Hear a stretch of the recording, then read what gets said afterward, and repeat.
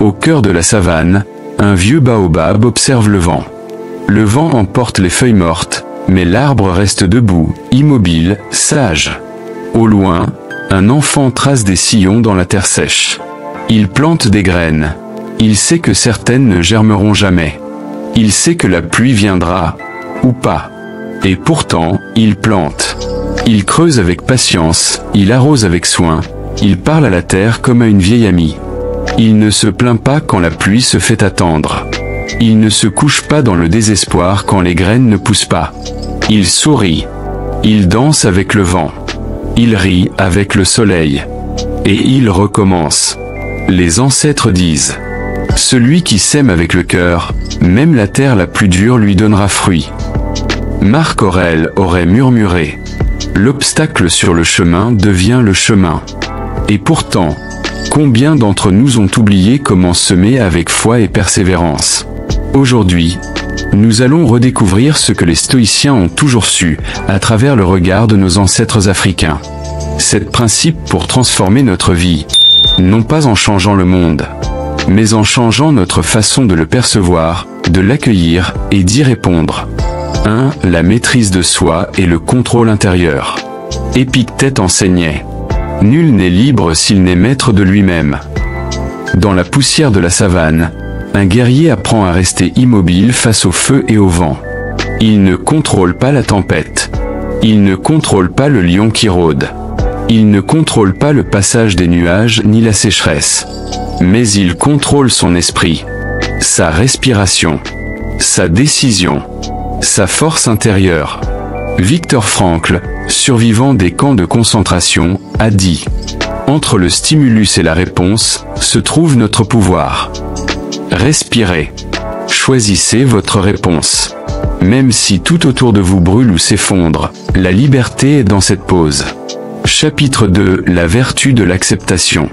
Sénèque écrivait: ce n'est pas parce que les choses sont difficiles que nous n'osons pas, c'est parce que nous n'osons pas qu'elles sont difficiles. Dans le village, le feu de l'ancestral brûle. Il éclaire les visages des anciens. Leurs yeux racontent les échecs, les pertes, les défaites, mais aussi la résilience. Chaque obstacle est un maître. Chaque échec, un outil. Chaque perte, un enseignement. Comme l'enfant qui reconstruit son château après les vagues. Comme le fermier qui laboure après la sécheresse. Nous devons reconstruire notre esprit après les tempêtes. 3. La pratique de l'action malgré l'incertitude. Marc Aurèle écrivait: décidez d'abord qui vous voulez être, puis faites ce que vous devez faire. Le lion ne réfléchit pas avant de chasser. Il agit avec clarté et intention. Et chaque pas construit sa force. Vous n'attendez pas la preuve, vous agissez. Vous ne vous fiez pas à la certitude, vous créez la certitude par l'action. Chaque tentative forge le caractère. Chaque effort forge l'âme. Chaque chute construit la confiance. 4. L'art du lâcher-prise et de la confiance. Épictète enseignait: ce qui trouble les hommes, ce ne sont pas les choses elles-mêmes, mais les opinions qu'ils en ont. Le fleuve coule. La pluie tombe ou non. Le soleil se lève. Nous ne contrôlons pas tout. Mais nous pouvons choisir notre réponse. Nous pouvons planter nos graines et faire confiance à la saison. Nous pouvons tenir notre vie avec des mains ouvertes et non crispées. Ainsi naît la paix intérieure. Une paix que ni le vent, ni la sécheresse, ni les tempêtes ne peuvent emporter. 5. La résilience dans l'adversité.